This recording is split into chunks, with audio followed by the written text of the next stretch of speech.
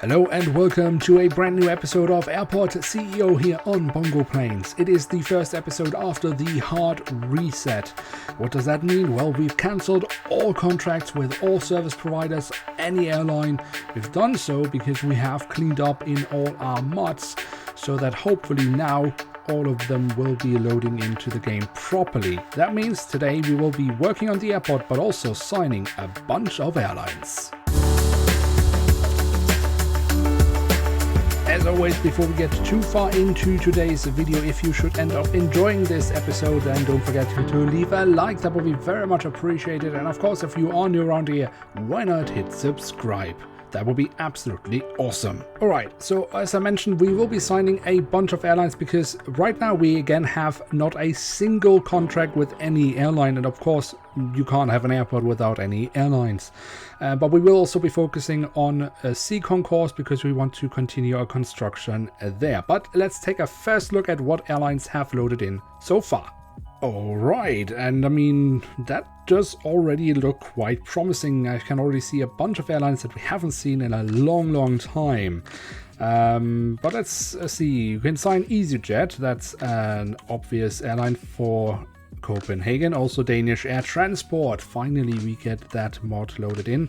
And Sunclass, which used to be the Thomas Cook of Scandinavia, I guess it was called.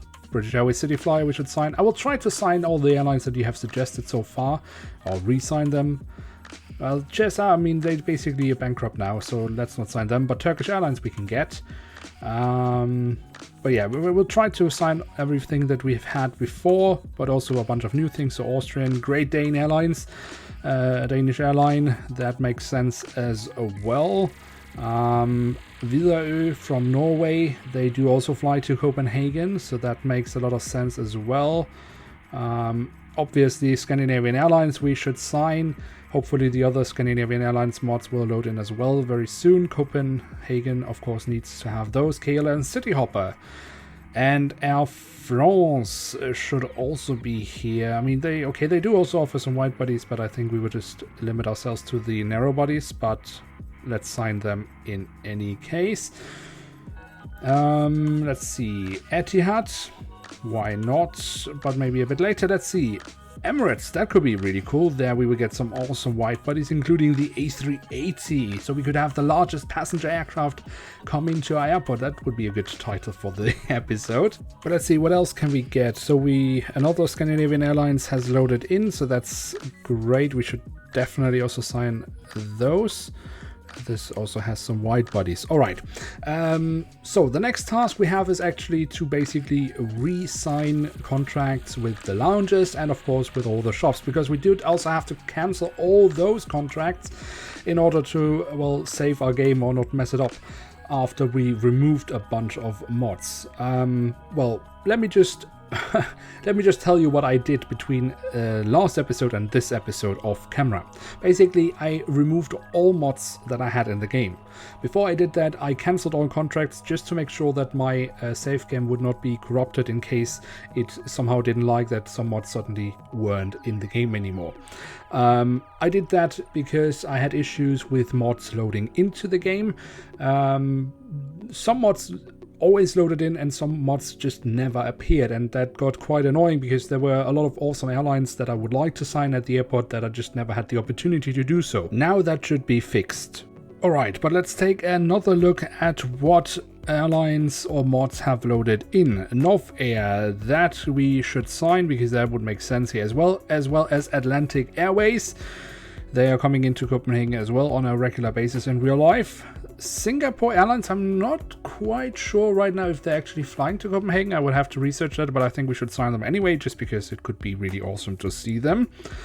Let's see, what else do we have? I mean, we had one or two generic airlines signed before the hard reset that were giving us some aircraft to the small stands. And I am trying to find the one at least that we had signed the last time. I don't remember the name anymore. There was one that had only small aircraft, but it does not look like it has loaded in yet. So we will keep an eye out for that. And what do you know? A lovely 777 from Emirates has just arrived. What a lovely sight here at the airport. Aircraft are coming in and new wide bodies as well. Alright, but we of course still have plenty of things we need to reassign. All these shops are missing contracts, so we just very quickly need to go through here and assign a bunch of those so that we can offer something to our lovely passengers again.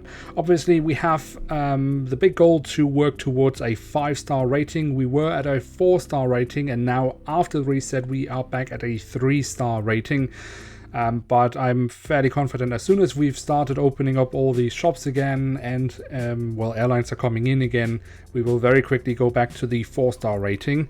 But the 5-star rating, well, I don't know if you actually ever achieve that. I don't know if I've ever done so, but it is the big goal. So we will have to see if we at some point can reach that. Alright, so obviously we have many other things to do other than just re-sign lounges and shops and airlines. We actually have a bunch of areas of the airport that are still far from being completed. One of them is of course Concourse C, and now that we have signed airlines again, and for example Emirates or Singapore Airlines, well, I mean, there are wide-body aircraft coming in, so we should continue working on that. Also because we of course at some point would like to continue with Terminal 3. There are some areas that we haven't built at all yet. We haven't even started building. So yeah, we still have a lot to do here. Concourse C, the layout that we have here, I mean, we try to follow more or less what at least the shape of the building looks like in real life. That does give us some challenges in here because we don't have much space. We need to somehow cramp in areas for, well, boarding areas, boarding desks, and of course seating arrangements. And these need to be a bit bigger than with most other stands because we have wide body aircraft coming in here, so there are quite a few or quite more, many more passengers in these areas than with the medium stands. So we have the challenge of we need bigger areas for passengers where they can wait, while we don't really have much space. And of course we also need to make sure that we somehow have a connection through so they can go through the entire length of C Concourse. And I want to follow a bit of the design that many areas of Copenhagen Airport have, because we could just make it all open floor, open plan, or whatever you call it. But many of these boarding areas are kind of shielded off, walled off to some degree. Now, I have admitted in a previous episode that I have never been in this part of the airport, so I'm not entirely sure how it looks in real life. But I would just imagine that the setup isn't that much different than it is with the other parts. So we will follow the same structure. Because I think, one, it looks nice, but two, it also does give us the challenge of kind of fitting it all inside this building, which definitely is a challenge, because we don't just need to have the waiting areas, because obviously we do also need to have some bathrooms and some staff rooms, both very important in the game. Passengers who would like to be able to relieve themselves, and staff, well, they don't work all the time and then they want to go somewhere else to rest, and that's the staff rooms. So yeah, we have a lot of things we need to cramp in here, and that does give us quite some challenges, but I think we can overcome them. And even though it might all seem a bit cramped, and it is a bit cramped, it should still work, and that's the most important part, because obviously we're building a replica of Copenhagen Airport and we're trying to be as accurate as possible. But at the end of the day, it does also need to work. If it all doesn't work, well then it doesn't make much sense, does it now? But before you think, well, I mean, do we just have another concourse that just only consists of waiting areas, bathrooms and staff rooms? Don't worry, obviously I do also have other things planned for this concourse, because there are some areas between some of the gates where, I mean, we could just make a huge staff room, but I don't think there's a point in that. I would like to also have a little bit, well, a little bit more here to offer to the passengers. And one thing I know is that obviously they do go to these waiting areas and wait, even if it's maybe not the gate that they actually have their flight at.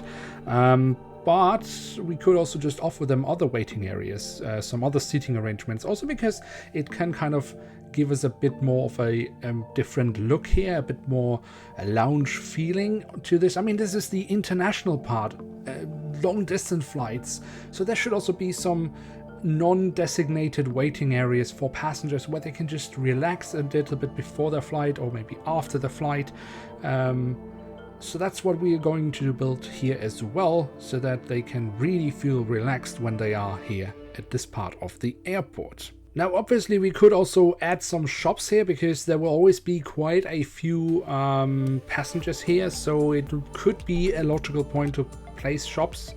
But it's not my impression that there are that many shops. I mean, in the other concourses, there are definitely no shops.